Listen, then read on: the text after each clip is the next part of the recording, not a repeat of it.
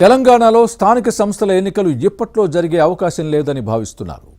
మళ్లీ బ్రేక్ పడినట్టేనని అధికార వర్గాలతో పాటు పాలకపక్ష నేతల్లోనూ వినిపిస్తోంది. ఈ నెలాఖరులో ఎన్నికలు నిర్వహించాలని రాష్ట్ర హైకోర్టు విధించిన గడువును మరికొంతకాలం పొడిగించాలని కోరే అవకాశం ఉంది. 2 కారణాలతో ఎన్నికల్ని వాయిదా వేయడమే మంచిదని ప్రభుత్వం భావిస్తోందా?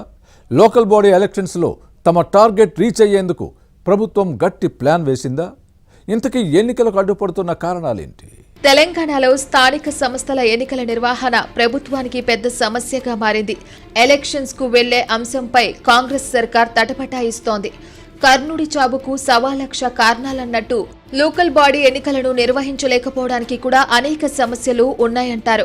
రాష్ట్ర హైకోర్టు నిర్దేశించిన గడువు ఈ నెల 30లోగా ఎన్నికలు జరిగే అవకాశాలు లేవని భావిస్తున్నారు. ప్రస్తుతం రాష్ట్రంలో నెలకొన్న ప్రతికూల పరిస్థితుల్లో ఎలక్షన్లకు వెళ్లకుండా ఉండడమే బెటర్ అని భావిస్తోంది.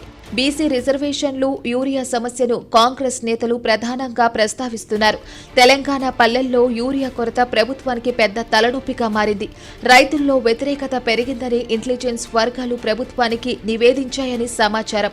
దీంతో స్థానిక సంస్థల ఎన్నికలకు వాయిదా వేయడమే మంచిదని సూచించిందని కాంగ్రెస్ సర్కిల్స్ లో వినిపిస్తోంది. యూరియా సమస్యపై నిత్యం ఆందోళనలు జరుగుతున్నాయి. రైతులతో పాటు ప్రతిపక్షాలు సర్కార్ను శాపనార్థాలు పెడుతున్నాయి. ఈ అంశం స్థానిక సంస్థల ఎన్నికలపై ప్రభావం చూపొచ్చని భయపడుతోంది.